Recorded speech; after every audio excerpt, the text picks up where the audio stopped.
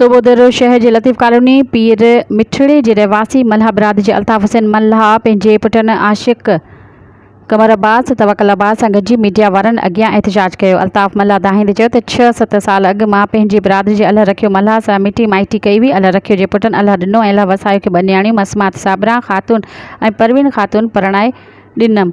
अल्लाह रखियो मूंसां ज़िबान कई त परवीन ख़ातून जे एवज़ में पंहिंजी न्याणी हाकिम ज़ाती मुंहिंजे पुटु ज़ेग़म अब्बास खे वॾी भेण थियण बाद निकाह करे ॾींदसि ऐं साबरा ख़ातून जो पेट ॾींदसि। मूंखे ख़बर पई त अल्लाह रखियो मल्हा वारा मुंहिंजे पुटु ज़ेग़म अब्बास खे ॾिनल छोकिरी ॿिए हंधि विकिणनि था त मां पुटनि समेत अल्लाह रखियो जे घर वियसि। ॾिनल छोकिरी हाकिमज़ादे जी घुर कई त मुख़ालिफ़नि अल्लाह रखियो सुल्तान अलवर अल्लाह ॾितो मल्हा ऐं उन जी औरतुनि सख़्तु तशदुद जो निशानो बणाए असांजा लटा कपिड़ा फाड़े धमकियूं ॾेई कढी छॾियो।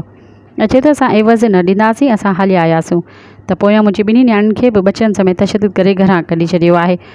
मुतासिरनि चयो त असां ग़रीब मिसकीन आहियूं। मुतासिरनि SSP ख़ैरपुर ऐं बिरादरी जे नेक मर्दनि खां मुतालबो कयो त असां सां थियल ज़्यादती जो नोटिस वठी इंसाफ़ कयो वञे। मज़ीद ख़बरनि ऐं तफ़सीलात लाइ विज़िट कयो असांजी वेबसाइट www.awamiNewsHD.com ऐं ॾिसंदा रहो अवामी न्यूज़ HD।